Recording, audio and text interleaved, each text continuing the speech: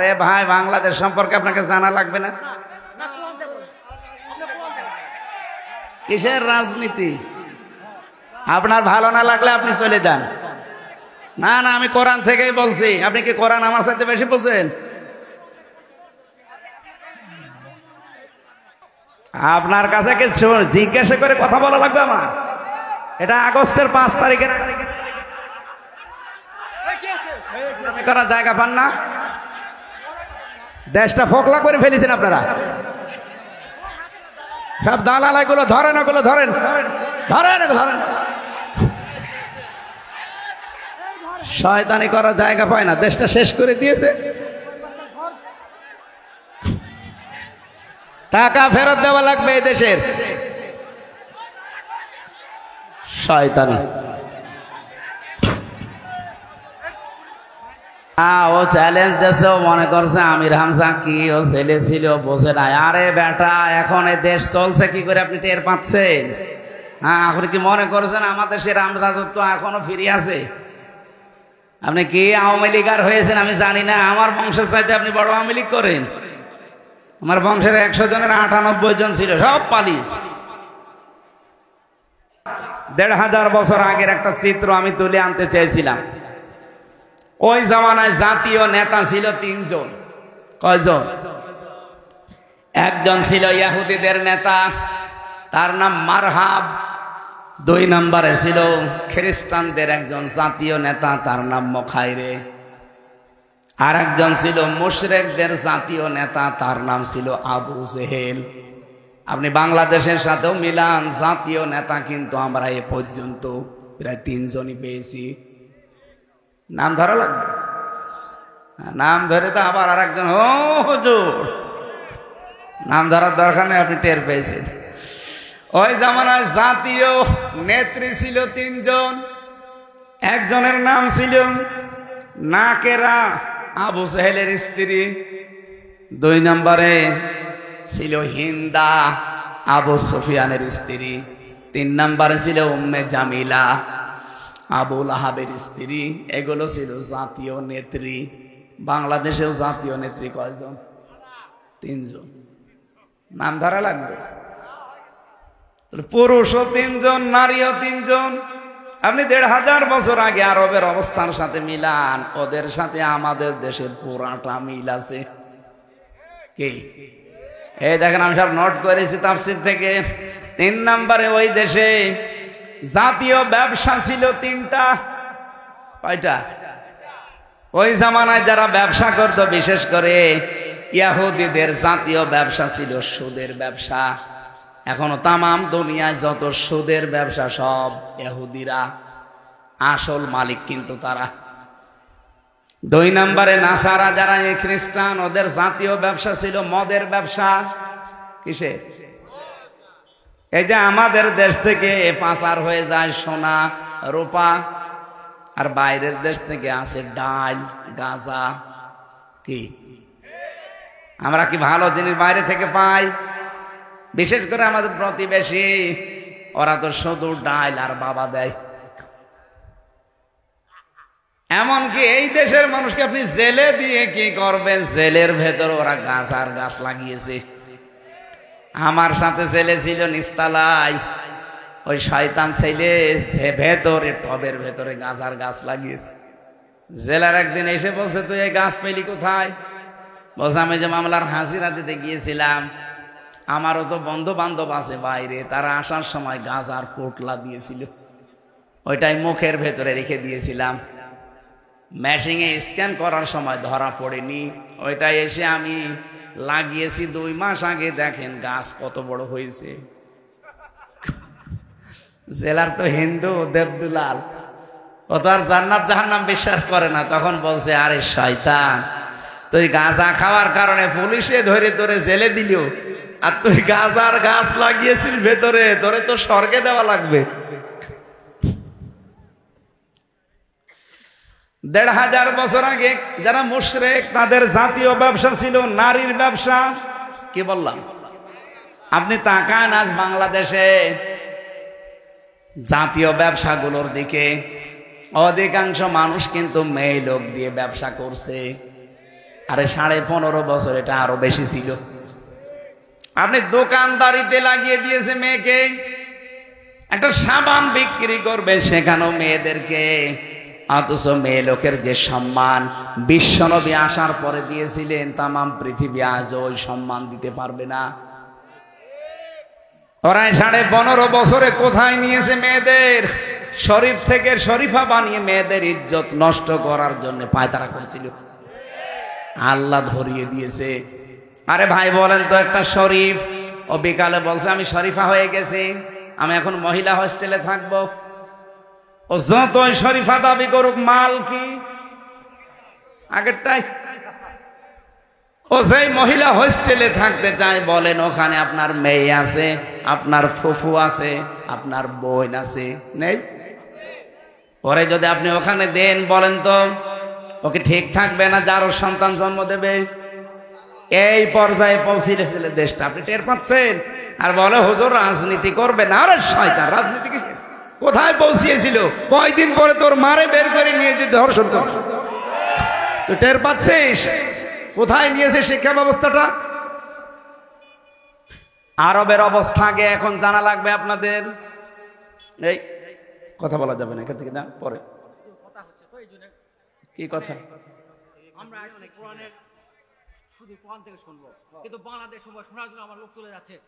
আরে ভাই, বাংলাদেশ সম্পর্কে আপনাকে জানা লাগবে না?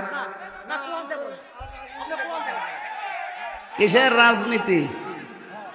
আপনার ভালো না লাগলে আপনি চলে যান। না না, আমি কোরআন থেকেই বলছি। আপনি কি কোরআন আমার সাথে বেশি বোঝেন?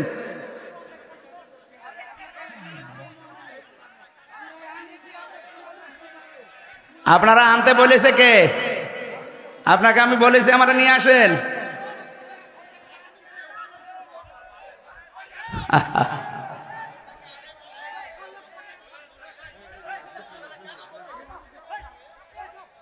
আপনার কাছে কি জিজ্ঞাসা করে কথা বলা লাগবে আমার? এটা আগস্টের 5 তারিখের করার জায়গা পান না? দেশটা ফোকলা করে ফেলেছেন আপনারা। সব দালাল এগুলো ধরেন, ওগুলো ধরেন, ধরেন, ধরেন। শয়তানি করার জায়গা পায় না, দেশটা শেষ করে দিয়েছে। টাকা ফেরত দেওয়া লাগবে এই দেশের। শয়তানি।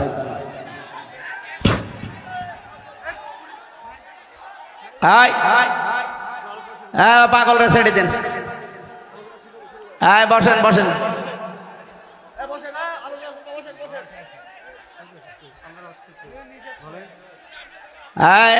পাগলরা ছেড়ে দেন। ভাই দয়া করে বসেন, দয়া করে বসেন, বসেন। আপনাদের কাছে অনুরোধ করছি, দয়া করে বসেন। কিছুই হয়নি, কি হবে কি? এটা আর আগস্টের 5 তারিখে নেই, এখন ফেব্রুয়ারি চলছে। ভণ্ডামি করার জায়গা পাও না। যেখানে বাধা পাবেন ওই জায়গায় একেবারে মাটির সাথে মিশিয়ে ফেলবেন, কোনো ছাড় নেই। আর কিসের ছাড়? দেওয়ালে পিঠ ঠেকে গেছে আমাদের। ও তো আর ভিকটিম না। ওরে যদি 3 বছর ওইভাবে আয়না ঘরে রেখে দিত, ওই শয়তান টের পেত। খেয়ে না খেয়ে জীবনটা শেষ করে দিয়েছে আমার। দেশটা ফোকলা করে ফেলেছে, মাল পানি সব বাইরে পাঠিয়ে। আর এখন আবার বলে রাজনীতি হচ্ছে। ওর কাছে জিজ্ঞাসা করে কোরআন আমারে বলা লাগবে? ওর সাথে বেশি বুঝি আমি? আবার বলে টাকা খরচ করে। তোর টাকার জন্য এসেছে মানুষ। হ্যাঁ,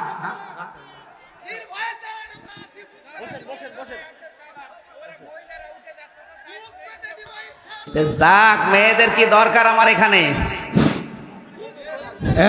সবাই বসেন তো ভাই, বসেন বসেন বসেন বসেন। আপনি বসেন। এই প্রশাসনে যারা আছেন, পুলিশ ভাইরা, ওই পাগলরে ধরে নিয়ে এক জায়গায় বসিয়ে রাখেন। ও পাগলরে ধরে এক জায়গায় বসিয়ে রাখেন। পুলিশ কই? পুলিশ এখানে কি করে? কি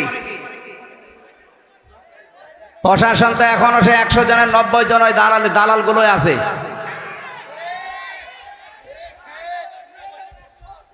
একটাকেও যেন চেয়ারে রাখা না হয়। আজকে 42 জন ডিসি আর এসপি সব পাল্টিয়ে ফেলেছে। এই 14 সাল, 18 সালের, 24 সালের নির্বাচনে যারা হাসিনাকে সাহায্য করেছে, একটাও যেন দায়িত্বে না থাকে। ডক্টর ইউনূস এটাই করছে সামনে। উনি অনেক বড় খেলোয়াড়। আপনি মনে করছেন যে বুড়ো মানুষ কি করছে? এই জন্য যারা প্রশাসনে এখনো নিরপেক্ষ হয়ে বসে আছেন, হাসিনার দালালি করবেন সামনে, আপনি সাবধান। ওকে ধরে এক জায়গায় বসিয়ে রাখেন, মোনাজাত করে নিয়ে ওরে আমি দেখছি। কোন অঞ্চলে বাড়ি ওর? ভণ্ডামি। মানুষ চলে যাচ্ছে, চলে যায়, যাক, মানুষের কি দরকার আমার? এই বসে পড়েন। বলে হুজুর তাফসীর করেন। আরে তাফসীর আপনার যেতে, আমি তাফসীরের উপরে পড়া, আমি তাফসীর আরম্ভ করছি তো।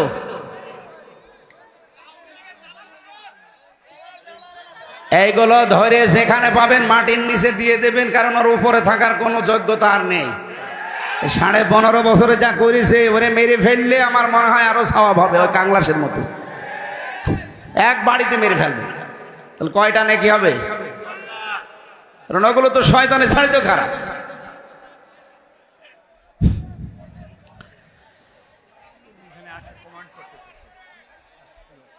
না, ও চ্যালেঞ্জ দিয়েছে, ও মনে করছে আমির হামজা কি ও ছেলে ছিল, বোঝে নাই। আরে বেটা, এখন এই দেশ চলছে কি করে আপনি টের পাচ্ছেন? হ্যাঁ, আপনি কি মনে করছেন আমাদের সে রামরাজত্ব এখনো ফিরে আছে? আপনি কি আওয়ামী লীগার হয়েছেন আমি জানি না, আমার বংশের চাইতে আপনি বড় আওয়ামী লীগ করেন। আমার বংশের 100 জনের 98 জন ছিল, সব পালিস। ওরা যে এখনো ঠিক পরিচয় যদি দেয় একেবারে কবর দিয়ে দেবে। এতদিন যে অবস্থায় ছিলাম ওই অবস্থা ওদেরও করা লাগবে। আমরা বাস ঝাড়ে ঘুমিয়েছি, কবরে গিয়ে ঘুমিয়েছি। কথা বলো না কেন? আমার নিজের মেয়ে 3 মাস 7 মাস বয়স, তারে রেখে চলে গেছি ছেলে। 3 বছর পরে এসে দেখলাম এখন 4 বছর, ওরা আমি চিনি না।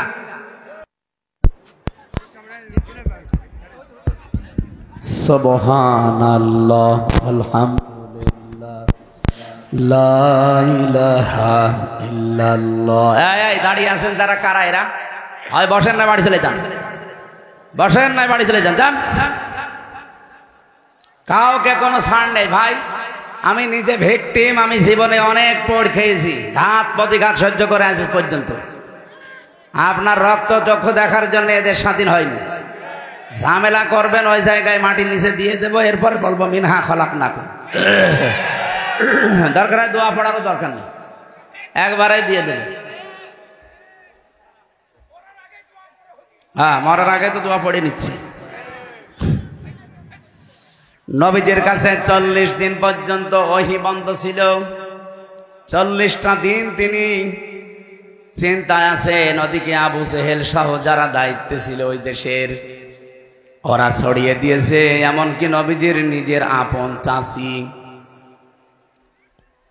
বিশ্বনবী মুহাম্মদ রাসূলুল্লাহ সাল্লাল্লাহু আলাইহি সাল্লামের চাচি উম্মে জামিলা, তার স্বামী আবু লাহাবের সাথে একত্রিত হয়ে মানুষের কাছে ছড়িয়েছে যে মুহাম্মাদের শয়তানটা তাকে ত্যাগ করেছে।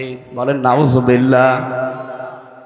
বাইরের লোকগুলো থেকে কিছু শুনলে সহ্য করা যায়, নিজের আপনজন যারা, নিজের লোক যারা, এরা কিছু বললে ওটা কিন্তু সহ্যের বাইরে চলে যায়।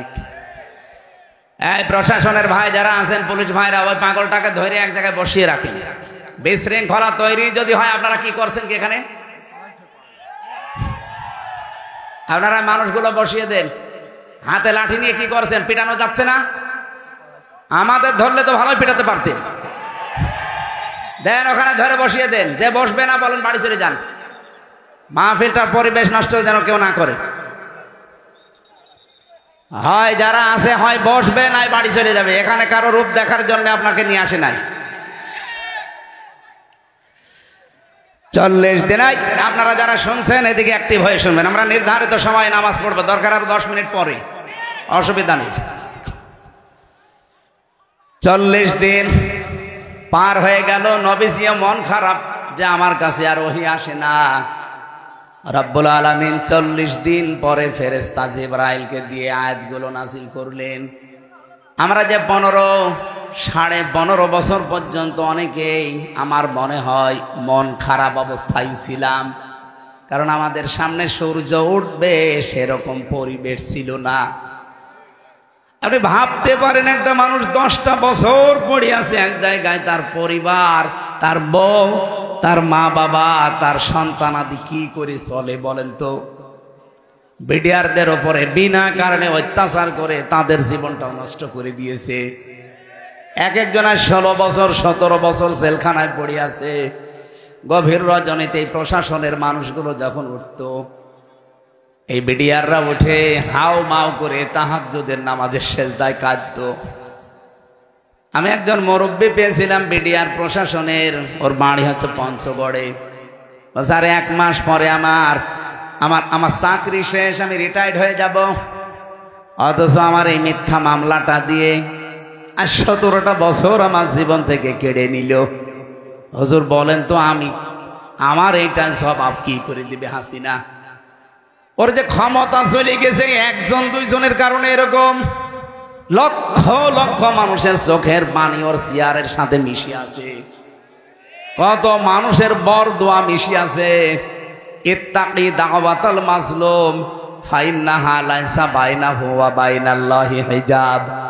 নবীজি বলেন তোমরা সব সময় মাজলুমের বরদোয়া থেকে নিজেকে বাঁচিয়ে রাখবা, কারণ মাজলুম যদি কিছু মন থেকে বলে ওটা সঙ্গে সঙ্গে আরো সে চলে যায়। 15.5 বছর একাধারে কত মানুষ যে বদদোয়া করেছে বাইরে ভেতরে মিলে, একজনেরটাও কি আল্লাহ কবুল করবে না?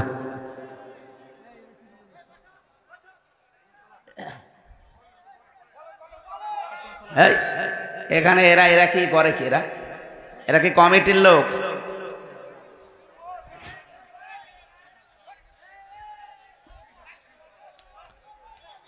সুবহানাল্লাহ আলহামদুলিল্লাহ লা ইলাহা। আমি তো শুরুই করছিলাম, এই 2 জন এসে হঠাৎ করে ডিস্টার্ব করে দিল, মন মানসিকতায় আউলিয়ে গেছে। লা ইলাহা ইল্লাল্লাহ মুহাম্মাদুর রাসূলুল্লাহ। যেহেতু 1500 বছর পার হয়ে গেছে, যে আয়াতগুলো পড়ছে এগুলো নাজিল হওয়া ওই জামানায় মুহাম্মাদুর রাসূলুল্লাহ সাল্লাল্লাহু আলাইহি সাল্লামের প্রতি এই আয়াতগুলো আল্লাহ নাজিল করে সান্ত্বনা দিলেন, হে রাসূল, দিনের পরে যেমন সূর্য ওঠে, এর সূর্যটা উঠলে দুনিয়া যেমন আলোকিত হয়ে যায়, আমি আপনাকে সামনে এমন কিছু দিতে যাচ্ছি যে আপনার জীবনটাও আলোকিত হয়ে যাবে। এ বাংলাদেশের এখন যে চিত্র, আগস্টের 5 তারিখের আগের যে চিত্র, আকাশ আর পাতাল, আপনি তো এখানে এই গ্রাম অঞ্চলে কিছু টের পাচ্ছেন না। আন্তর্জাতিক মহল থেকে শুরু করে বাংলাদেশের 64 জেলার প্রায় জেলা থানা আমার যাওয়া শেষ। জরিপগুলো যা দেখছি, মাত্র 100 জনের 15 জন মানুষ চাইতো আগে যে দেশে ইসলাম কায়েম হোক, অথচ এখন এই যে 3 দিন আগের রিপোর্ট, এদেশের 100 জনের 66 জন মানুষ চাচ্ছে দেশে আল্লাহর দিন কায়েম হোক। আপনি টের পাচ্ছেন তলে তলে কোথায় চলে গেছে মানুষ? কোথায়? 15 জন আমি বানিয়ে বলছি, আপনি ইন্টারনেটে সার্চ দেন, এইগুলো পাবেন। আমি তো আগেই বলেছি, শুধু এখানে যে পাগল ছাগল মনে করছেন আমরা বসে আছি, গ্রাম্য মানুষ হুজুর যা বলছে বলুক না, আমি আপনার দিকে তাকিয়ে কোনো কথা বলছিও না, আমি বলছি এদের দিকে তাকিয়ে। কারণ এইটার দিকে এখন 18 কোটি না, তামাম পৃথিবীর বাংলা ভাষাভাষী মানুষ তাকিয়ে আছে। এখানে একটা মেসেজ দিলে এখন চলে যাচ্ছে আমেরিকায়, এখানে একটা মেসেজ দিলে চলে যাচ্ছে থাইল্যান্ডে। দুনিয়ায় যত রাষ্ট্র আছে যেখানেই বাঙালি, তারা কিন্তু লাইভ অলরেডি দেখছে। বাংলাদেশ নিয়ে যে চক্রান্ত গুলো বললাম, 27টা পয়েন্ট পার হয়ে গেছে, ওদের একটা হালে পানি নেয়নি, আবার নতুন আর একটা শুরু করবে। আর দেখবেন যে এইটাই ওরা শুরু করবে, ওদের জন্য একটা আলাদা আযাব আল্লাহ নাজিল করবে। ওরা একটা উস্কানি দিয়ে আযাব বুলডোজার নাজিল হয়েছিল। কি আযাব? ভাঙ্গাচোরা আযাব। এরপরে নাজিল হয়েছে অপারেশন ডেভিল হান্ট, শয়তানের খোঁজে। দেখছেন না কি করে শয়তান ধরা পড়ছে? এরা যদি আরেকটু কড়া হয়, দেশে শয়তান সব মাটির নিচে লুকাবে। তাও জায়গা পাবেন না, কারণ ডেভিল হান্ট মানে শয়তানের খোঁজে। কোথায় থাকবে ওরা খোঁজ করে বের করবে। যাদের দায়িত্ব দিয়েছে সরকার, ওরা তো সব জানে যে অপরাধী থাকে কোথায়। কি কথা বলে না কেন? এই 15.5 বছরে যারা ছিল তারা তো এখনো আছে, ওরা জানে না যে কোথায় কি কি কি ব্যবসা হয়, কোন জায়গায় কি হয়, সব তারা জানে। আর ওরা এই 54 বছরে ইন্ডিয়া তাম দুনিয়ায় সবচাইতে বড় মিথ্যুক। এটা আমার রিপোর্ট না, মাইক্রোসফটের রিপোর্ট, খ্রিস্টানরা বানিয়েছে। তাম দুনিয়ায় সবচাইতে বেশি মিথ্যা কথা বলে ভারত। ওরা এই 54 বছর মিথ্যা কথা ছড়িয়ে ছড়িয়ে আমাদেরকে বিশ্বের মানুষের কাছে কালার করে রেখেছিল যে আমরা নাকি জঙ্গি। আরে ভাই, বাংলাদেশে জঙ্গি পেলেন কোথায়? এদেশে যে জঙ্গি নেই তার প্রমাণ আর 7 মাস একটা জঙ্গি ধরা পড়েছে। কারণ এখন ব্যবসা চলছে বাংলাদেশের সব পাকিস্তানের সাথে, তুরস্কের সাথে, সৌদি আরবের সাথে, চীনের সাথে। ওরা এখন মাথায় হাত, কারণ একটা দেশের সাথেও দাদাদের মিল নেই। মানি না তাদের যারা উগ্র জঙ্গি, যারা এই হিন্দুদের ভেতরে, বিশেষ করে মোদির 5 গোলাম যারা, এদের প্রতি ওদের একটা দেশের সাথেও যেহেতু মিল নেই। আপনি দেখেন ভারতের ইতিহাসের দিকে তাকিয়ে, পাকিস্তানের সাথে দা কুমড়ার সম্পর্ক, নেপালের সাথে মিল নেই, ভুটানের সাথে মিল নেই, মালদ্বীপের সাথে মিল নেই, মায়ানমারের সাথে মিল নেই, চীনের সাথে মিল নেই। আমাদের সাথে মিল ছিল, কন্যা ছিল, কন্যা নেই, মিল নেই। এখন দাদাদের কোনো কর্তৃত্ব এ দেশে আর চলবে? বলেন বলেন। কিছুদিন ভয় দেখিয়েছিল যে তোরা না খেয়ে মরবি, এমন ভয় পেয়েছে ওরা। পাকিস্তান থেকে, তুরস্ক থেকে, চীন থেকে যখন ব্যবসা আরম্ভ হয়েছে, খাবারের জাহাজগুলো আসতেছে, এখন ওরা মরিস। আমাদেরকে ভয় দেখায়। আমরা মুসলিম, এই দেশে আমরা আর যাই করি, বছরে একটা মাস আমাদের জন্য না খেয়ে থাকা ফরজ। সুতরাং খাবারের ভয় আমাদেরকে দেখাবেন না। যারা দেখিয়েছে ওরা এখন হায় হতাশ করছে যে করলাম কি। কারণ এখন ব্যবসা চলছে বাংলাদেশের সব পাকিস্তানের সাথে, তুরস্কের সাথে, সৌদি আরবের সাথে, চীনের সাথে। ওরা এখন মাথায় হাত, কারণ একটা দেশের সাথেও দাদাদের মিল নেই। হিন্দু ভাইরা, অন্যান্য ধর্মের রাগ করবেন না, আপনাদের প্রতি আমরা খুশি। কারণ আপনাদের মন্দির, বাড়ি ঘর আগস্টের 5 তারিখে এই দেশের মানুষ পাহারা দিয়েছে। কথা বলেন না কেন?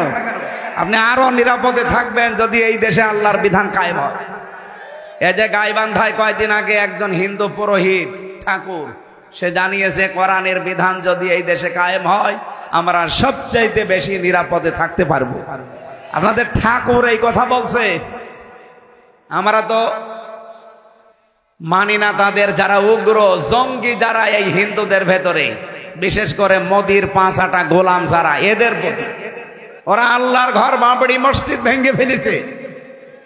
পৃথিবীর মানুষ মাটির নিচে পায় গ্যাস, তেল, সোনা, রূপা, আর ওই শয়তানরা শুধু মাটির নিচে খালি মন্দির পায়।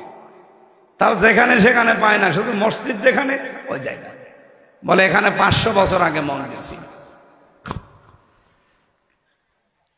ওদের একটা দেশের সাথেও যেহেতু মিল নেই। আপনি দেখেন ভারতের ইতিহাসের দিকে তাকিয়ে, পাকিস্তানের সাথে দা কুমড়ার সম্পর্ক, নেপালের সাথে মিল নেই, ভুটানের সাথে মিল নেই, মালদ্বীপের সাথে মিল নেই, মায়ানমারের সাথে মিল নেই, চীনের সাথে মিল নেই।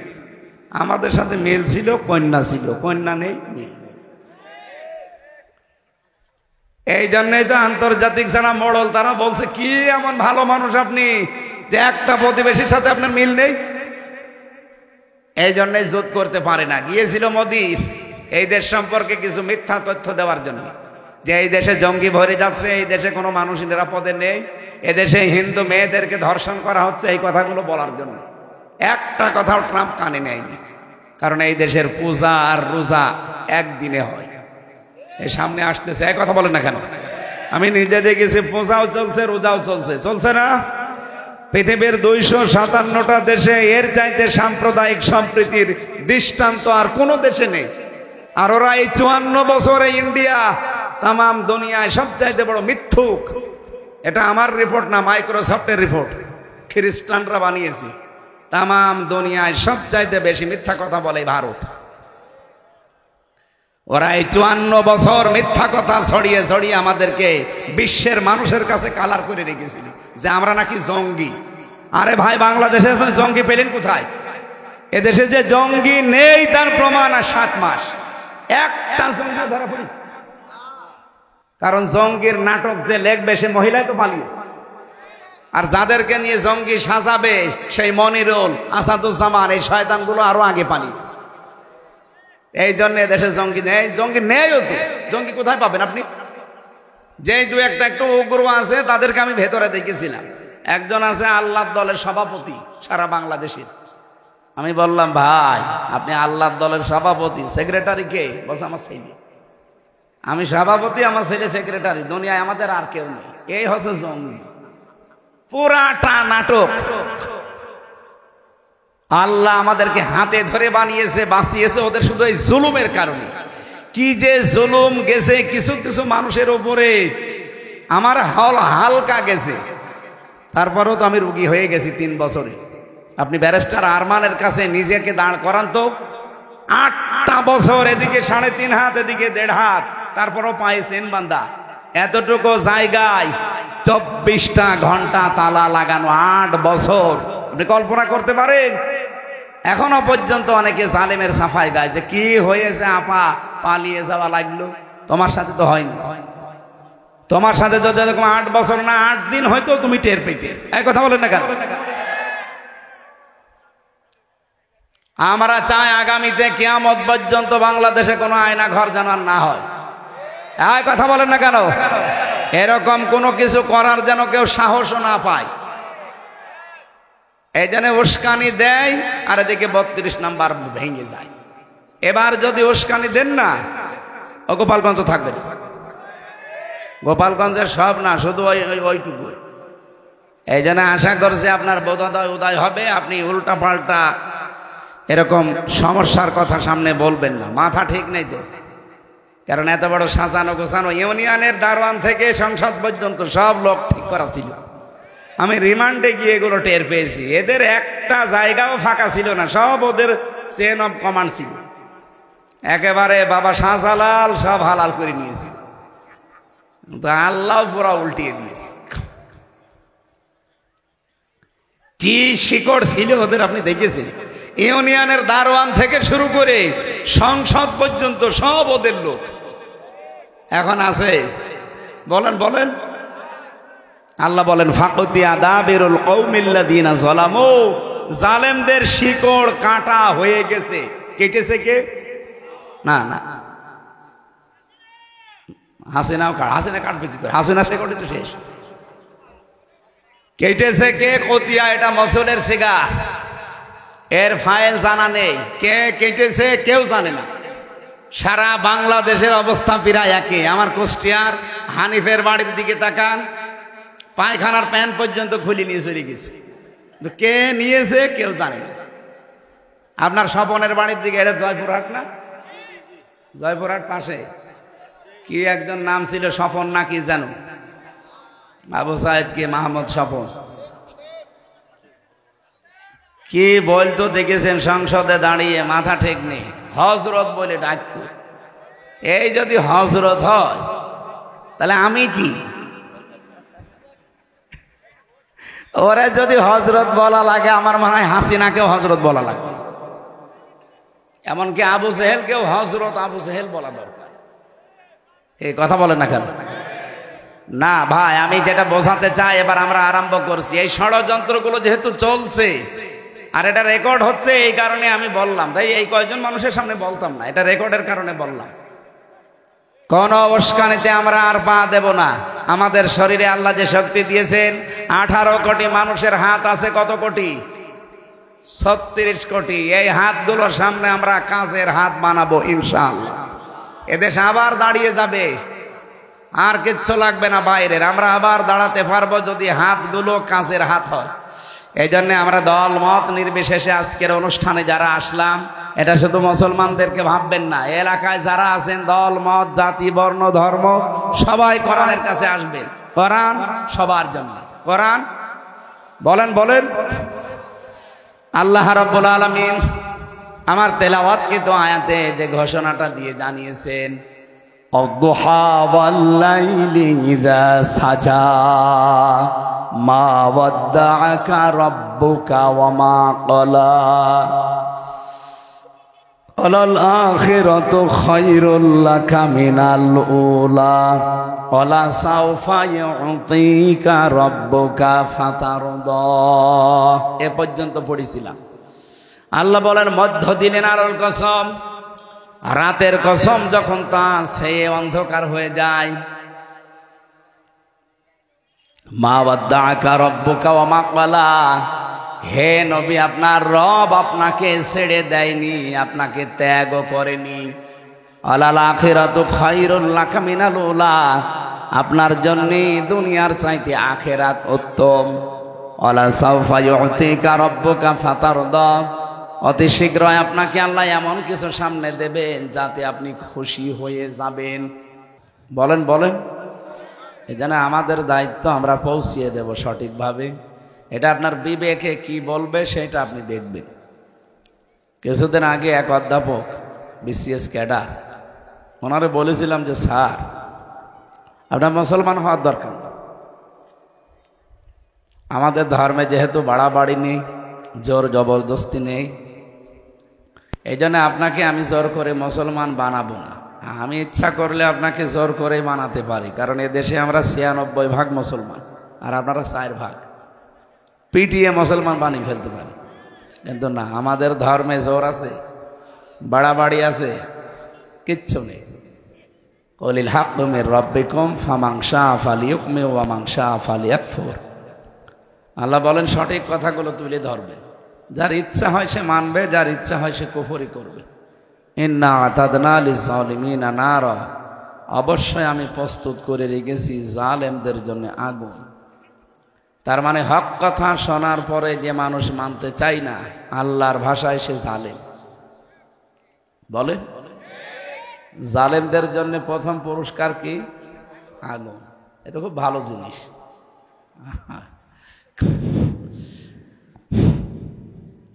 এই জন্য হিসাব নেওয়ার দায়িত্ব যেহেতু আমার না, ওনারে আমি খুব ভালোভাবে বললাম যে আপনি মাত্র ৩ মাস আমাদের যে ধর্মীয় গ্রন্থ আছে কোরআন, আরবিতে তো পড়তে পারবেন না, আপনি ইংরেজিতে বা বাংলায় পড়বেন।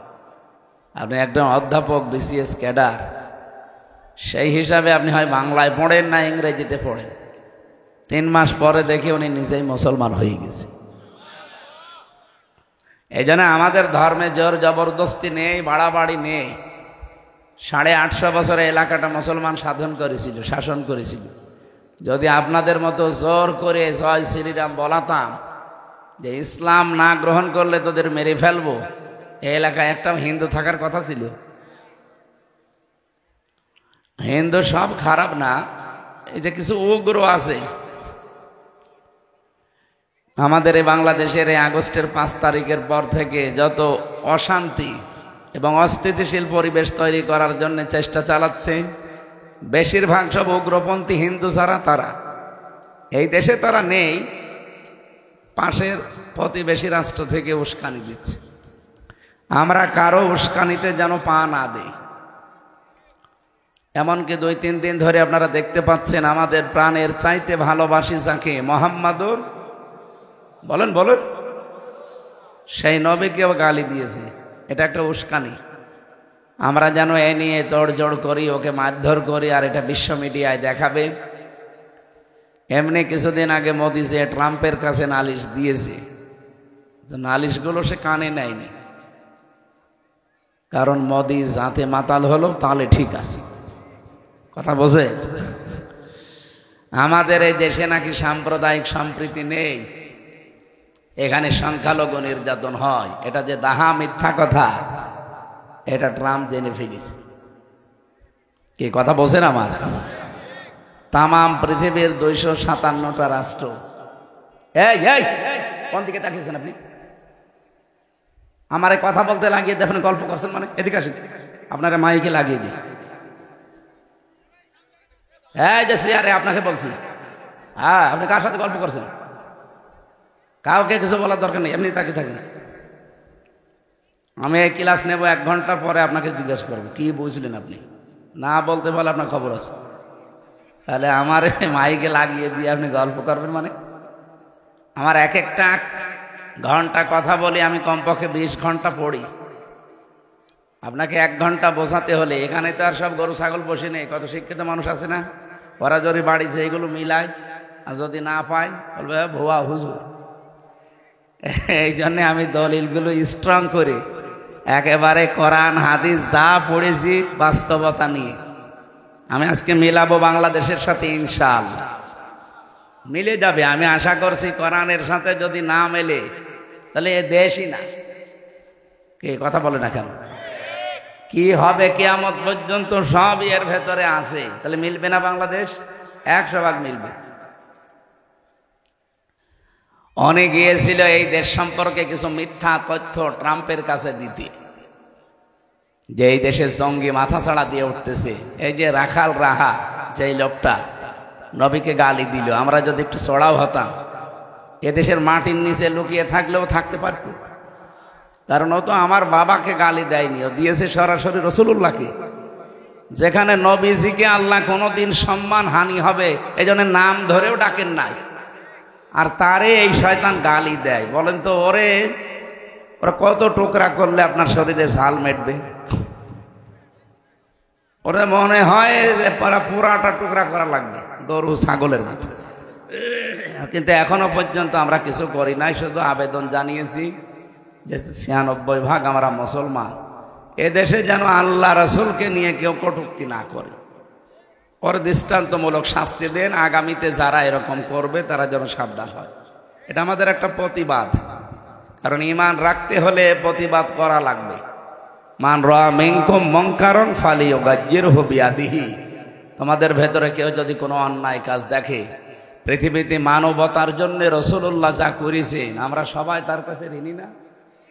এই কথা বলেন না কেন? কি ছিলাম আর কোথায় আল্লাহর নবী আমাদের পৌঁছিয়ে দিয়েছেন। প্রত্যেকটা ক্ষেত্রে শ্রমিকের কোনো দাম ছিল, মানুষ কাজ করিয়ে টাকা দিত না। নবীজি এসে বললেন না, উতুল আজির আজরাহু ক্বাবলা আইয়াজফারাকু। শ্রমিক তার শ্রমের মূল্য আগেই দেওয়া লাগবে, যতক্ষণ গায়ে শরীরে ঘাম আছে, ঘাম শুকিয়ে যাওয়ার আগে টাকা দিয়ে দাও। এমনকি শ্রমিকের মর্যাদা এত বাড়িয়ে দিলেন। আল কাসিবু হাবিবুল্লাহ, নবীজি বলেন যারা শ্রমিক কাজ করে খায় এরা সাধারণ মানুষ না, এরা আল্লাহর বন্ধু। সুবহানাল্লাহ বলতে পারেন নাই? অনেকে যারা নিম্ন কাজগুলো করে, নিম্ন বলতে কোনো কাজই ছোট না, এই যে রাস্তা ঝাড়ু দেওয়া, পায়খানা পরিষ্কার করা, মনে করে আমরা কি করি, আমরা কি মানুষ? মানুষ না মানে? আপনি তো চুরি করছেন না, আপনি তো মানুষের মাথায় লাঠি মারেন না, আপনি তো কারো পথ আটকিয়ে টাকা নেন না, আপনি তো ডাকাত না, চোর না, চাঁদাবাজ না, আপনি মানুষ কাজ করে খাচ্ছেন। সে কাজটা যদি পায়খানা পরিষ্কার করা হয় তাও ভালো কাজ। কি কথা বলেন না কেন? আর ওরাই ভালো কাজে আছে। ওরা যদি এই দায়িত্ব পালন না করতো এই পৃথিবী কিন্তু বসবাসের অযোগ্য হয়েছে। এই জন্য ওদের দাম অনেক। হ্যাঁ, ওরা আল্লাহকে মানে না, রসুলকে বিশ্বাস করে না, সেটা ওদের হিসাব দেওয়া লাগবে, কিন্তু ওরা ভালো কাজ করছে। আল কাসিবু হাবিবুল্লাহ, এই জায়গায় হাদিসের ভাষা যারা কাজ করে খায় এরা শুধু মুসলমান হলে আল্লাহর বন্ধু তা বলা হয়নি। যারাই কাজ করে খাবে এরাই আল্লাহর বন্ধু। আমি ফাঁকি না দিলেই হলো, কিন্তু আমাদের এই দেশে তো এটা নেই। কি করে ফাঁকি দেওয়া যায়, কি করে মেরে খাওয়া যায়, কি করে মানে উল্টা পাল্টা করা যায়, সেই নিয়তে অনেকে আছে। অথচ আল্লাহ মানুষকে বানিয়েছে এই কষ্ট করে খাবার জন্য। লাকাদ খালাকনাল ইনসানা ফি কাবাদ, অবশ্যই আমি মানুষকে বানিয়েছি কষ্ট সহ্য করার জন্য।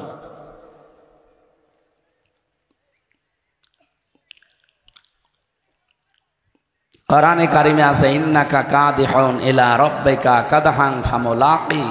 হে পৃথিবীর মানব মণ্ডলী, তোমার রবের কাছে পৌঁছাতে হলেও কঠোর পরিশ্রমের মাধ্যমে পৌঁছানো লাগবে। এই জন্য যারা কাজ করে খান, আমি আবার বলছি, এই যে মাঠে ঘাটে এই জমিতে অনেকে মনে করে আমি একজন কৃষক চাষি, আমারও দাম আছে। দাম নেই মানে আপনি কি শোন নাকি? হ্যাঁ, ওদের দাম নেই যারা আইল ঠেলে, যদিও এলাকায় আইল ঠেলা নেই, সারা জমিন চাষ করে ঠিক। আইলের কাছে গেলে নাঙ্গলের মাথা হঠাৎ করে বাঁকা হয়ে যায়, মানে যত বরকত মনে হয় সব আইলের পাশে আল্লাহ দিয়েছে না। আইল কাটতে কাটতে অনেকে আইল আর নেই, পুলসিরাত বানিয়ে ফেলিস না। যদি আপনার নিজের জমিনের চাইতে 1 বিঘত পরিমাণও বেশি চলে যায়, কিয়ামতে এইরকম জমিন আপনার মাথায় আল্লাহ 7টা দেবে যে নে যত লাগে এবার নে। এই জন্য আশা করছি এই সত্য ইঙ্গিতে আপনি বুঝেছেন। আপনি আল্লাহর বন্ধু হবেন তখন আপনি যখন সঠিকভাবে চাষ করবেন। এই ভাই তাড়াতাড়ি করেন, কথা শোনা যাচ্ছে আমার? উনি যখন গিয়েছিলেন ট্রাম্পের কাছে, ট্রাম্প কথা শোনার পরে জবাব দিয়েছে কি, যে মোদি সাহেব বাংলাদেশ আর হাসিনা নিয়ে কোনো কথা বলবেন না, ওটা আপনার ব্যাপার, ও নিয়ে আমার মাথা ঘামানোর সময় নেই। মোদির মুখটা গেছে একেবারে বেজার হয়ে, কি কইল কি গো, হ্যাঁ আমি আমার স্ত্রীকে আবার পাঠাবো, আর এ কি বলে? কারণ ওনারা যে স্বামী স্ত্রীর সম্পর্ক এতদিন বলে আসছে, যদিও এটা সম্ভব না, সম্ভব, কারণ দাদা তো এখনো মুসলমানই দেয়নি, দিয়েছে? মুসলমানই না দিলে ওনার সাথে আপনি বিয়ে দিবেন কি করে? আমাদের কন্যা যাই হোক অন্তত হাজি তো, মিথ্যা কথা হালকা পাতলা বলে, কিন্তু একটা হাজি সাহেব, হাজি কিনা বলেন তো? অনেকে পাঁচই বলে, বলুক, কারণ ও যত মিথ্যা কথা বলে ওরে পাঁচই বলাই ভালো। তারপর অন্তত দাদার সাথে যদি মুসলমানি না দিয়ে বিয়ে দেন, এটা জায়েজ হবে? এটা আমি তো বানালাম না। সূরা বাকারা 221 নম্বর আয়াতের মাঝের অংশে আল্লাহ দিয়েছেন, ওয়ালা তুনকিহুল মুশরিকিনা হাত্তা ইউমিনু, যতক্ষণ মুশরিক পুরুষ ঈমান না আনবে, মুসলমানই না হবে, এই লোকটার সাথে কোনো মুমিনা নারীর বিয়ে দেওয়া জায়েজ নেই।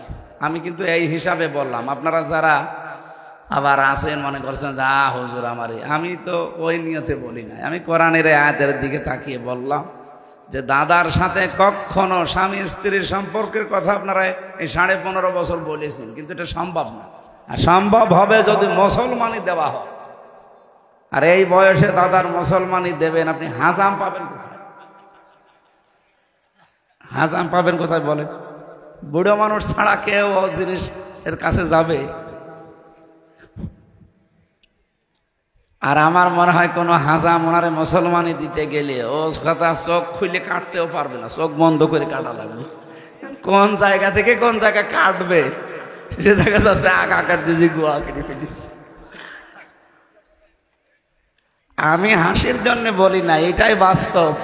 উনি যদিও চেষ্টা চালাচ্ছে, সর্বশেষ চেষ্টা ছিল এইটা যে মোদিকে ধরে অন্তত সর্বশেষ ট্রাম্পকে ধরে কিছু করা যায় কিনা। এটা আন্তর্জাতিক বিষয়গুলো আপনারা জানবেন না, বুঝবেনও না, এটা অনেক গভীরের বিষয়। এই 27 বার চলছে ষড়যন্ত্র, আগস্টের 5 তারিখের পর থেকে এই 6.5 মাসে কয়বার 27টা চক্রান্ত হয়েছে, একটাও হালে পানি নেয়নি, সব মাঠে মারা গেছে। সর্বশেষে রাসূলুল্লাহকে গালি দিয়ে এই দেশটা অস্থিতিশীল করার চেষ্টা চালিয়েছিল, সেইটাও মাঠে মারা গেছে। দেখছেন না, মুসলমানের তো শান্ত আছে। যদি আমরা কিছু করতাম না, এটা বিশ্ব মিডিয়ায় তুলে ধরে মোড়ল যারা আছে বিশ্বে তাদেরকে বলতো, এই দেখেন বাংলাদেশে জঙ্গি ভরে গেছে। আমরা যে জমান নামাজ পড়ে বের হই, 500, 200, 700, 1000 জমান নামাজ পড়ে বের হয় না মানুষ? এই যে মাহফিলে কোরআন হাদিস শোনে 1-2 হাজার 5,000 মানুষ, বিশেষ করে মিজান আজহারির মাহফিলে এখন 8-10 লাখ 15-20 লাখ মানুষ হয়। এইটা ছবি তুলে কিছু আছে এরা পাঠায়, মোড়ল যারা আছে দুনিয়ার মোড়ল, তাদেরকে বলে, এই দেখেন এই দেশে টুপিওয়ালা আর দাড়িওয়ালা ভরে গেছে, এ দেশ কিন্তু জঙ্গিবাদের আঁকড়া বানাবে, পৃথিবী অশান্ত হয়ে যাবে, তাড়াতাড়ি করে আবার ওই হাজী সাহেবকে নিয়ে আসে। আল্লাহ আমাদেরকে বাঁচিয়েছেন, কারণ জুলুমের মাত্রা এত বেশি বেড়ে গিয়েছিল যেটা ভাষায় বলার মতো না। আমি নিজে তো ভিকটিম, আমিও 3 বছর ফাঁসির কন্ডেম সেলে ছিলাম, আমি ওই ছোট মিনি আয়না ঘরে ছিলাম, আমি দেখেছি ওরা কি নির্যাতন করে।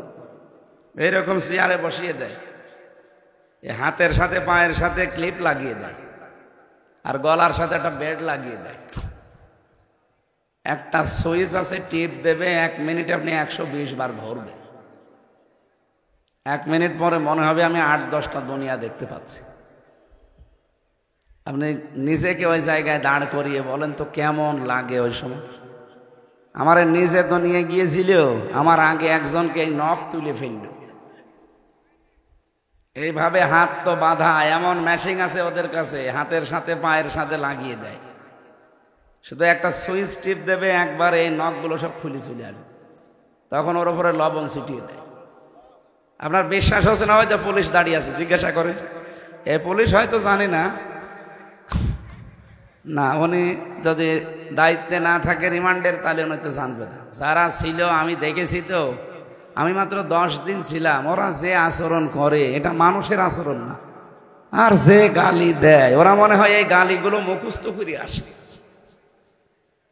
আমার মতো একটা যে ছোটখাটো যাই হোক, আমি একটা হুজুর তো, হ্যাঁ, আমারে মা মাতালি তুলে যে গালি দেয়, তাহলে সাধারণ মানুষ যদি পায় ও কি করতো? এ পর্দা তো সব মাঠে মারা যাচ্ছে, ওটা বাঁধতে দেন, বাবা শাহজালাল সব হালাল হয়ে যাচ্ছে, দেন ওটা বেঁধে দেন। দায়িত্বে আছেন কারা? ওটা বেঁধে দেন।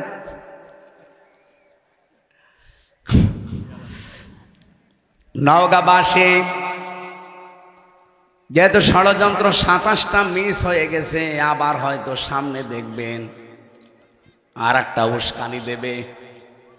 আমি এটা যেহেতু রেকর্ড হয়, সারা বিশ্বে চলছে আর লাইভ চলছে, আহ্বান জানাচ্ছি, যিনি পালিয়েছে তার উস্কানিতে পা দিয়ে পাগলামি করবেন না। কারণ পৃথিবীর ইতিহাস যারা পালায় তারা ঘুরে আসে, আমি আজও পাইনি। 805 বছর আগে পালিয়েছে। কত বছর? 805 বছর আগে লক্ষণ সেন এই যে কলকাতা থেকে আজ পর্যন্ত ফিরে আসেনি। ফিরে আসবে আবার। ও কবে পটল তুলে কবরে চলে গেছে, কবরে তো যায়নি, ওরা পুড়িয়ে ফেলেছে। এরপরে আশরাফ ঘানি পালিয়েছে, আজও আসেনি ফিরে। বাশার আল আসাদ পালিয়েছে, আজও ফিরে আসেনি। আমাদেরটা পালিয়েছে। আপনি কি মনে করেন যে উনি আবার ফিরে আসবে? তাহলে তো ওই মানুষগুলো ফিরে আসা দরকার। আর যে কাজ করেছে কোন মুখ নিয়ে আসবে? যাওয়ার সময় 14টা ব্রিফকেস নিয়ে গেছে, সব মাটি আর ছাই ভরা ছিল। কি ছিল? দেশটা যে এখন ফকলা লাগে, এমনি লাগে। এদেশে এখন কেউ জন্ম নিলে তার মাথার উপর 1,10,000 টাকার ঋণ। এদেশে অভাব থাকার কথা। ওনার বোন রেহেনা শুধু পাবনা রূপপুর থেকে ৭৬,০০০ কোটি টাকা মারিং কাটিং করেছে। ৭৬,০০০ কোটি শুধু একজন। তাহলে এক জায়গা থেকে, বাকি আরো কত জায়গায় তার হাত ছিল বলেন আপনি? একটা মানুষ ভালো মনে করতাম, দরবেশ সালমান এফ রহমান, এই কোলাঙ্গার ৩৬,০০০ কোটি টাকা মারিং কাটিং করেছে। ইসলামের যদি নিয়ম থাকতো এই দেশে, এগুলোর সব হাত কাটা যেত না? বলেন। কারণ এরা তো একটা অভাবে চুরি করে না, চুরি করেছে সব স্বভাবে। ওদের কোনো অভাব আছে? ৬২০টা বাড়ি একজনের। ভূমিমন্ত্রী ছিল যেটা চট্টগ্রামের, ওর বাড়ি কত? ৬২০টা বাড়ি। আমার মনে হয় এখন এই 7 মাস যদি আরো থাকতো, এখন আর 200 বাড়ি বেড়ে যেত। মনে হয় মরণ পর্যন্ত শুধু বাড়িই বানাই। কি হবে আপনারা এত বাড়ি দিয়ে? আমার মনে হয় যারা নেতা, যারা এমপি, যারা মন্ত্রী, ওদের গ্রামে একটা ছোটখাটো বাড়ি থাকবে। আর ঢাকাতে যেহেতু দায়িত্বে যাওয়া লাগে, সরকার তো একটা বাড়ি দেয়। ওটা যদি নাও হয়, আপনার আর একটা আলাদা একটা ফ্ল্যাট থাকতে পারে আপনার। আপনি ৬২০টা বাড়ি কি করবেন আপনি বলেন তো? মালয়েশিয়া ছিলাম কয়েকদিন আগে, যে দেখি শয়তানরা ওখানে সাহেব পাড়া বানিয়েছে। কানাডায় কি, আর এখানে বানিয়েছে সাহেব পাড়া। কিন্তু থাকে না, এখন সব তালা লাগানো। যে হোটেলে উঠি, হোটেল থেকে নেমে দেখি শয়তান দুটো বসে আছে। কি গো হুজুর, আমরা আগেই পালিয়েছি। আগে পালিয়েছেন কেন? থাকবেন না সাহেব পাড়ায়? ওখানে তালা লাগানো, ওখানে যে মার খাবো। বাংলাদেশের জনগণ এখানেও আছে, পিটিয়ে ভক্ত বানিয়ে ফেলে। সিঙ্গাপুরে দেখলাম ঠিক ওই কায়দা, কেউ বাড়ি থাকে না, থাকে সব হোটেলে। ইন্দোনেশিয়ায়, থাইল্যান্ডে, যতগুলো দেশ ঘুরেছি প্রত্যেক জায়গায় শয়তান তো 4টা। বলছে আমরা আগেই পালিয়েছি, একটু বাতাস পেয়েছিলাম যে ভাব ভালো না, আগেই পালিয়েছি। পালানোর সময় কি খালি হাতে গেছে? এমনি তো পাচার করেছে প্রতি বছরে 42,000 কোটি টাকা। এরপরে আবার যাবার সময় 5 তারিখের আগে সব ফোকলা করে নিয়ে গেছে। ইউনূস সাহেব যে দাঁড় করাতে পারছে না দেশটা এই কারণে, কারণ দেশে তো কিছু নেই। এরপরও যদিও মহিলা যে বসে থাকতো, আপনি রাগ করেন না ভাই, বাস্তবই এইটা। ও যদি যে বসে থাকতো ওখানে যে আমি পালিয়েছি, যাই হোক আমার জীবনটা শেষ করি যেভাবেই হোক, না, এখনো ষড়যন্ত্র চালিয়ে যাচ্ছে। আপনি কি মনে করছেন যে লোকটা রসুলকে গালি দিয়েছে ইচ্ছা করে? না, ওরে দেওয়ানো হয়েছে। ওর পেছনে অনেক লেগে আছে। ভারতের উগ্রপন্থী হিন্দু যারা, তারা লেগে আছে, চেষ্টা চালাচ্ছে এই দেশটা কি করে গন্ডগোল লাগিয়ে দিয়ে। এই দেখেন না 2-3 দিনে কি আরম্ভ হয়েছে, এক দিন 3-4 জন করে কুপিয়ে মেরে ফেলছে। এগুলো সব পেছন দরজা দিয়ে আমরা কিন্তু টের পাচ্ছি, এবং যারা দায়িত্বে আছে তারাও কিন্তু বুঝে ফেলেছি। আজ সকালবেলা দেখেন না স্বরাষ্ট্র উপদেষ্টা কি ভয়ঙ্কর কথা বলেছে, যে মানুষ পেটিয়ে মেরে ফেলবেন, ঘুমাতে দেবেন না রাতে। পুলিশকে সুপ্রিম পাওয়ার দিয়েছে, যদি এরকম কোন কর্মকাণ্ডের সাথে কেউ জড়িত থাকে তার জীবন শেষ করে দেবে একেবারে। এজন্য কারো উস্কানিতে পা দেবেন তো সামনে মরবে। গোপালগঞ্জের লোকজন পা দিয়েছিল উস্কানিতে, কি হয়েছে দেখেছেন? পিটিয়ে পেছনে বাদরের মতো লাল বানিয়ে ফেলেছে। আর আর্মিদের মাছ তো খাননি, একটা খেলে 7 দিন মনে থাকবে আপনার। আমি আবার বলছি, কারো উস্কানিতে পা দিতে চান না ভাই। ওই 4 দেওয়ালের মাঝে যদি একবার বন্দী হয়ে পড়েন না, কেউ কারো না। আমি 3 বছর বুঝে ফেলেছি, কেউ কারো না। তখন আপনার বউ আপনার উপরে রাগ করবে, ওই ছাতা তোমার একটা দরকার কি? কেউ আপনাকে পাত্তা দেবে না। তখন একটা দিন যাবে আপনার কাছে 1 বছরের মতো। আমার 3 বছর মনে হয় 30 বছরের মতো গেছি। আমার বয়সে এখন 33, তার বাদে 3 বছর গেল এই কারাগারে।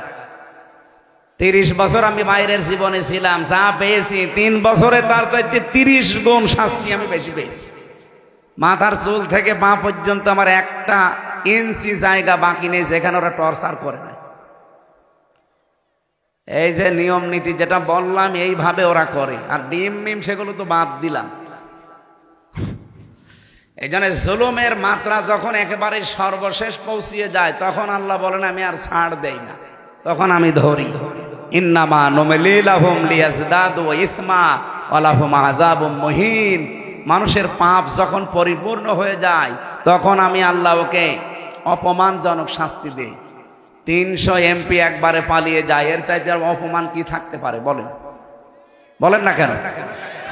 এই জন্য আমার মনে হয় এই 15.5 বছরে যত বিচার করেছে ওরা, বিচারের নামে সবগুলো প্রহসন। কি বলেন?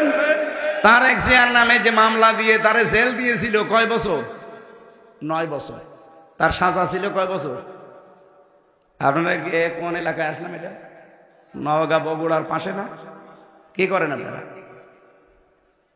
আপনার নেতার জেল কয় বছর দিয়েছে সাজা আপনি তাও জানেন না। 9টা বছর তারে সাজা দিয়েছিল এই উপদেষ্টারা। তত্ত্ব যারা এখন আছে, এই সরকার আসার পরে আগস্টের 5 তারিখের পরে তার মামলা ঢিসমিস হয়ে গেছে। তার স্ত্রী জোবাইদা, তারও 3 বছর সাজা ছিল, তারটাও শেষ। খালেদা জিয়ারটাও শেষ। হাসিনা যা যা করেছিল এ সরকার সব উল্টিয়ে দিচ্ছে। শুধু একজন আছে এখন, এটিএম আজহারুল ইসলাম। লুৎফুজ্জামান বাবরকে যদি 17 বছর পরে, তারও তো মার্ডার মামলা, তারও তো ফাঁসি, আর আমার পাশের রুমে ছিল। তারে যদি আপনি ছেড়ে দেন, গিয়াসউদ্দিন মামুন তারেক জিয়ার বন্ধু, তারে 17 বছর পরে ছেড়ে দিলেন, এই লোকটা কি অপরাধ করেছে? এও তো হাসিনার হিংসার শিকার। আমরা চাই কালকে ওনার রায় আছে, উনি যেন মুক্ত জীবনে ফিরে আসতে পারে। নয়তো আমিরে জামাত যা বলেছে না, মুখের কথা কথা না, ওটা আমাদের মনের কথা। দেশ শেষে উলট পালট হয়ে যাবে। আর বাংলাদেশে এমন কোন জেল নেই যেখানে 3 কোটি মানুষ রাখা যায়। কালকে যদি ওনার রায় আপনারা উল্টা পাল্টা করেন না, 3 কোটি মানুষকে একদিনে জেলে নিয়ে যাওয়া লাগবে। রাখবেন কোথায়? বাংলাদেশে যত জেল আছে সব মিলে 1,10,000 মানুষ রাখা যায়, এর উপর আর রাখা যায় না।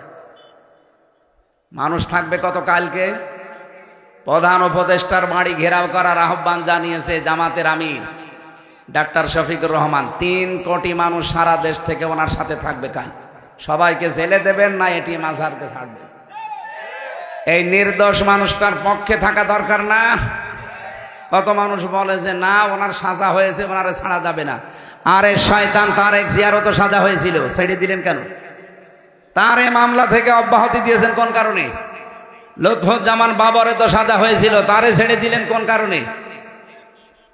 হাসিনার শিকার যারা, তাদেরকে যদি ছেড়ে দেওয়া হয়, ওনার মামলায় যারা সাক্ষী দিয়েছিল, কেউ 6 মাইল দূর থেকে, কেউ 3 মাইল দূর থেকে, কেউ 1.5 মাইল দূর থেকে, একটা সাক্ষী হইল।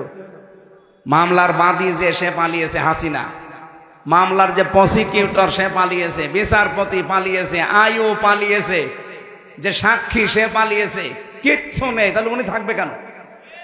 ওনার 14 বছর জীবন থেকে নষ্ট করে দিলেন, এইটাই তো ফেরত দেওয়া সম্ভব না। আমার মনে হয় আগস্টের 5 তারিখের পর থেকে ওনারা 1 সেকেন্ডও জেলে রাখা জুলুমের পরে জুলুম। আশা করছি এখানে রেকর্ড হচ্ছে, এই কারণে বলছি, তামাম দুনিয়া যাচ্ছে। মাজলুমের পক্ষে কথা বলছি, আল্লাহ যেন কালকে ওনাকে মুক্ত জীবনে ফেরার তৌফিক দেন। যারা দায়িত্বে আছেন খুব হিসাব নিকাশ করে রায় দেবেন। যদি উলট পালট করেন, দেশটা শেষে কি হয়ে যাবে গৃহযুদ্ধের দিকে আপনি নিজেও টের পাবেন না। অনেকে মনে করছে না আমরা শক্তিশালী। কিসের শক্তিশালী আপনি?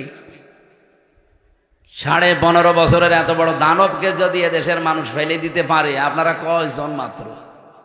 এজন্য আশা করছি এই নিরপরাধ মানুষের পক্ষে সারা বাংলাদেশ থেকে এই কয়েকদিন আগে যে বিক্ষোভ মিছিল দেখিয়েছে, কালকেই কিন্তু ফাইনাল।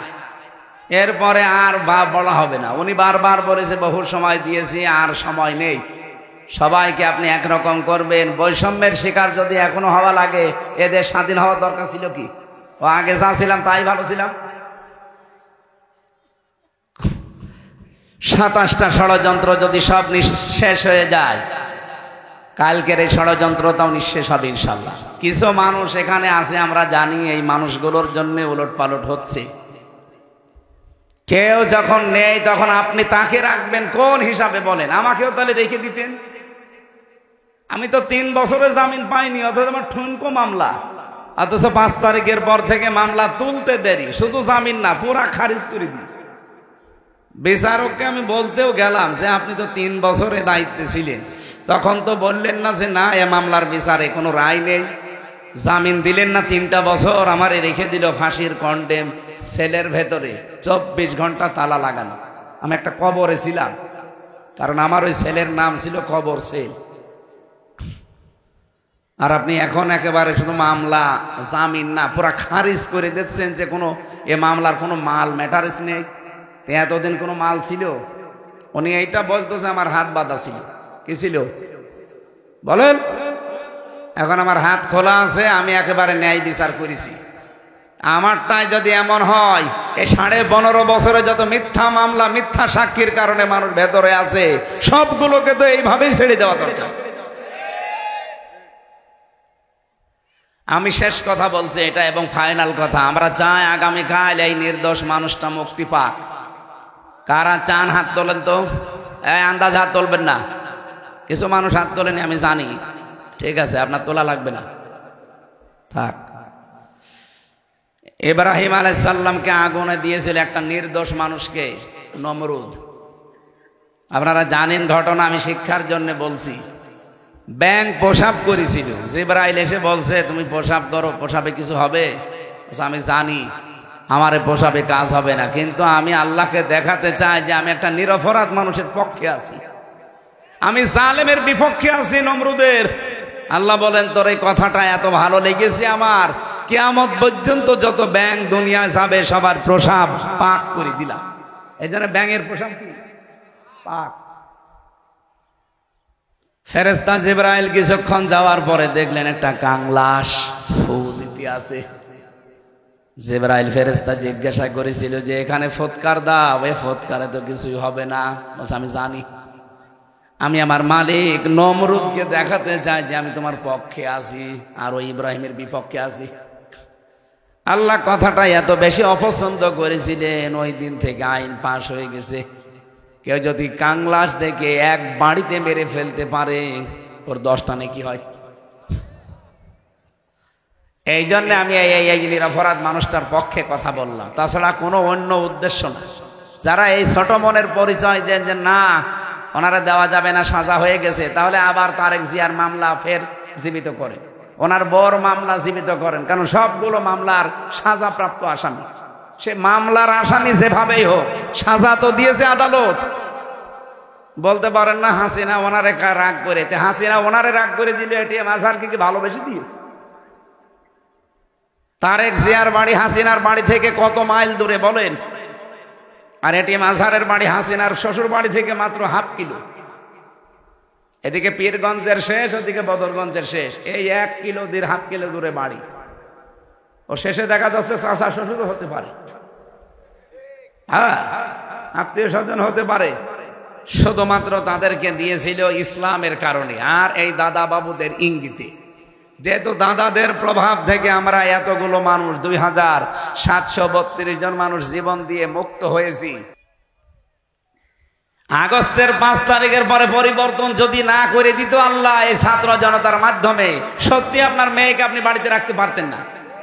কারণ ওই শয়তান 3 দিন পরে এসে বলতো আমি শরীফ না, কারণ আদালত কর্তৃক ওরা পাশ করিয়ে নিত, কারণ আদালত সব ওদের হাতে। আপনি কি মনে করছেন বিচার ব্যবস্থা? বিচার না, সব ওদের হাতে, ওরা যা বলবে তাই।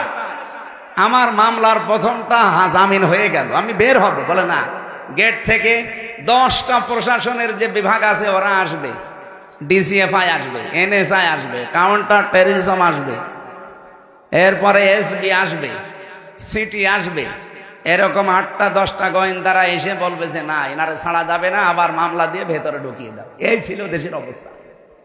আর আপনি এখন বলছেন কোরআন হাদিস আপনি বসবেন, কোরআন হাদিস বলবো, কোরআন হাদিসের গভীরে গেলে আপনি কিছু বসবেন? ওই জামানায় জাতীয় নেতা কয়জন?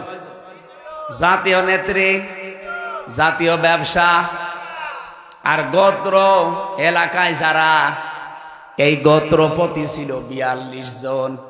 আপনি সারা বাংলাদেশের সাথে মিলান হয়তো 42 জন হবে না, আর একটু বেশি হয়ে যাবে। 64 জেলা থেকে যদি 64 জন ধরেন, ওই জামানায় 42 জন, এই জামানায় নাই 64 জন।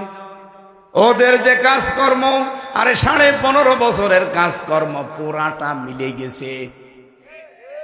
আমি আগে পড়তাম IMA জাহিলিয়াতের যুগ, আরে 15.5 বছর ওরা বানিয়েছে আওয়ামী জাহিলিয়াতের যুগ।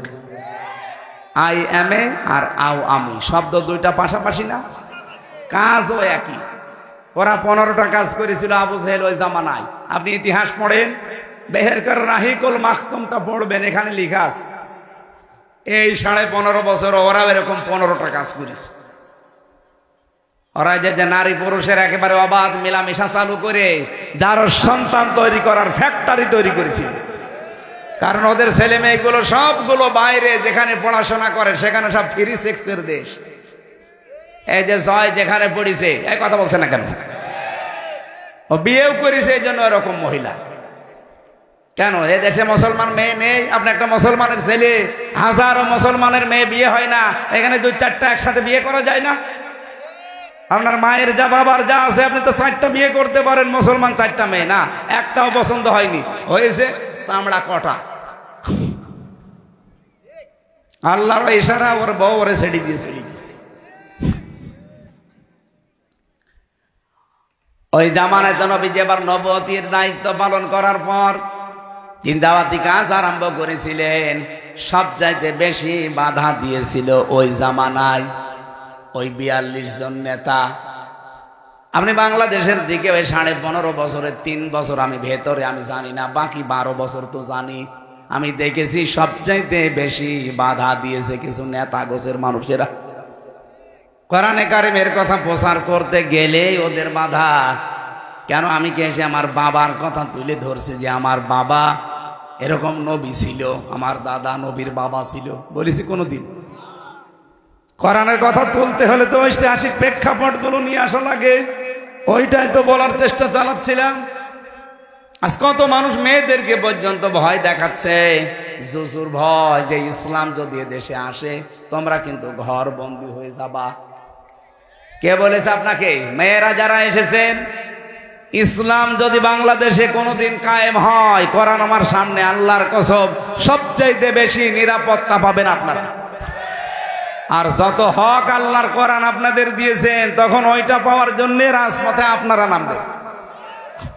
আপনাদের সম্মান দিয়েছেন নবীজি কন্যা হিসাবে, বধূ হিসাবে, বোন হিসাবে, মা হিসাবে।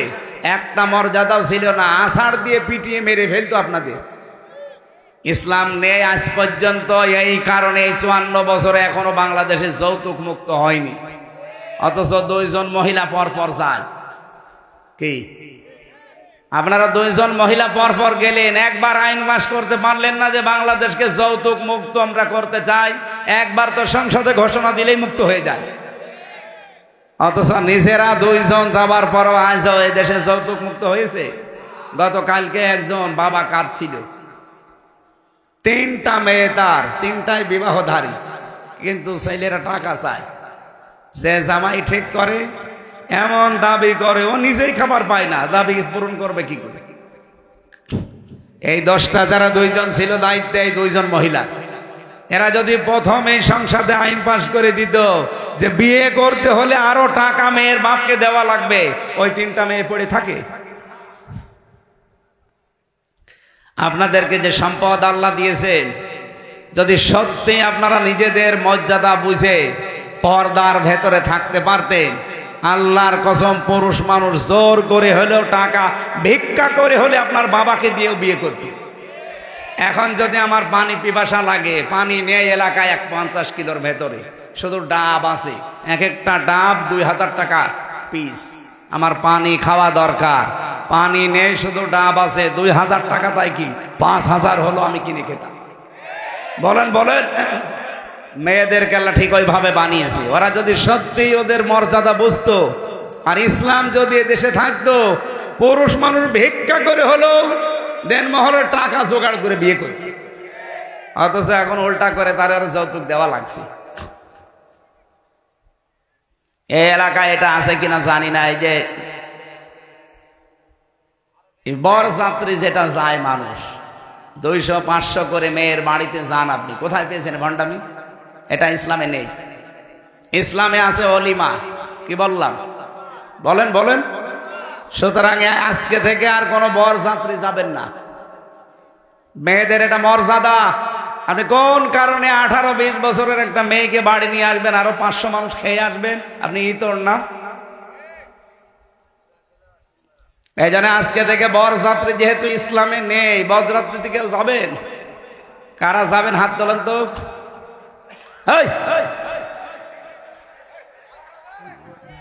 না ঠিক আছে, এত কিছু বলার পরেও যদি হাত তুলে বলে বরযাত্রী যাবো, ও দাঁত খোলার দরকার না? না না, ও যাবে না। ঠিক আছে, যাবেন আপনি? হ্যাঁ, না যাবে না। এখন থেকে বিয়ে শাদী করতে হলে বরযাত্রী বাদ, সিস্টেমই তুলে দেওয়া দরকার। ইসলামে নেই, আমরা ওটা মানি না। এখন কি তৈরি হবে? অলিমা। অলিমা ছেলের বাড়ি হয় না মেয়ের বাড়ি? সম্মানিত মা বোনেরা, মেয়েদের সাংসারিক জীবনে কি করা লাগে, স্বামী স্ত্রীর যে দাম্পত্য কলহগুলো হয়, এটা মিটানোর একটা পদ্ধতি আছে। এটা নিয়ে জেলখানায় বসে বই লিখেছিলাম, ওইটা এসে বাইরে পাবলিশ করেছে। বই আজকে গাড়িতে আছে। মেয়েরা আপনার বাচ্চাদের পাঠিয়ে গাড়ি থেকে ওটা নিয়ে যাবেন, যে পুরাটা পড়বেন, একটা স্বামীর জন্য একটা স্ত্রীর জন্য, 2 রকম লিখেছি। আমাদের জীবনে আমি তো দেখলাম জেলখানায় 100টার 60টা মানুষ জেল খাটতেছে শুধু বোর কারণে। এই পারিবারিক জীবনের ঝামেলা, হয় যৌতুক, নাই বউ মেরেছে, এরকম কোনো কিছু নিয়ে। এই জন্য ওইগুলো নিয়ে আমি লিখেছি, পারিবারিক জীবনের দাম্পত্য কলহ এবং তার সমাধান। পুরুষরা নিয়ে বউকে দেবেন, বউরা নিয়ে স্বামীকে দেবে।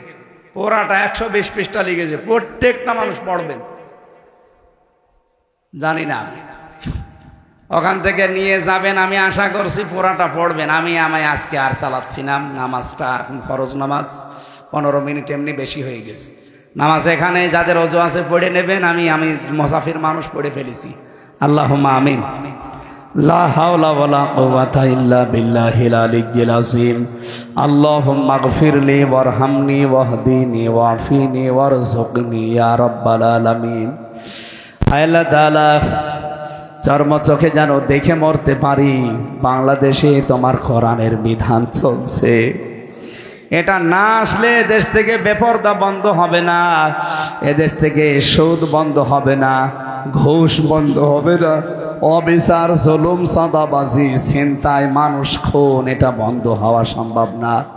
এজন্য ৫৬,০০০ বর্গ মাইলে তোমার কালামটা চলছে, এটার ব্যবস্থা করে দাও।